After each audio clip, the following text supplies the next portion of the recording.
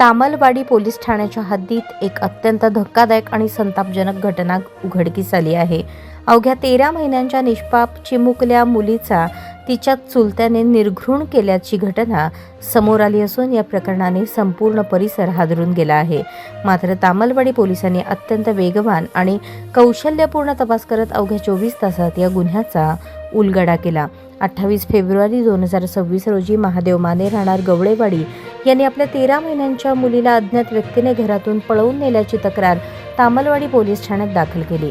तक्रारीनुसार तामलवाडी पोलीस ठाण्यात BNS कलम 137(2) अंतर्गत अपहरणाचा गुन्हा नोंदवण्यात आला। घटनेचे गांभीर्य लक्षात घेता तात्काळ तपासाला सुरुवात करण्यात आली। सहाय्यक पोलीस निरीक्षक गोकुळ ठाकूर यांच्या नेतृत्वाखाली विशेष पथक तयार करण्यात आले। परिसरातील CCTV फुटेज, शेजाऱ्यांची चौकशी, मोबाईल लोकेशन आणि इतर तांत्रिक तपास यावर भर देण्यात आला। गुप्त बातमीदारामार्फत मिळालेल्या खात्रीशीर माहितीनुसार संशयाची सुई पीडित मुलीच्या चुलत्याकडे शंकरेश्वर माने याच्याकडे वळली। पोलिसांनी त्याला ताब्यात घेऊन कसून चौकशी केली असता त्याने उडवाउडवीची उत्तरे दिली। मात्र पोलिसांनी चौकशीच्या दबावाखाली अखेर त्याने आपल्या गुन्ह्याची कबुली दिली।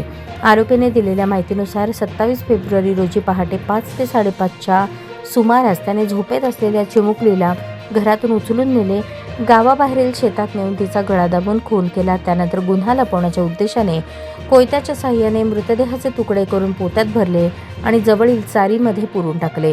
आरोपीच्या कबुली जबाबानंतर पोलिसांनी 2 पंचांसमक्ष घटनास्थळी पंचनामा करून मृतदेह ताब्यात घेतला।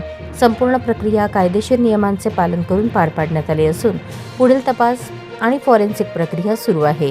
प्राथमिक तपासात उघड झाले की आरोपीच्या भावाची पत्नी परपुरुषासोबत पळून गेल्यामुळे त्याच्या मनामध्ये तीव्र संताप होता। तसेच पीडित मुलगी आपल्या भावाची नसल्याचा संशय होता। या संशयातून आणि संतापाच्या भरात त्याने हे निर्दयी कृत्य केल्याचे निष्पन्न झाले।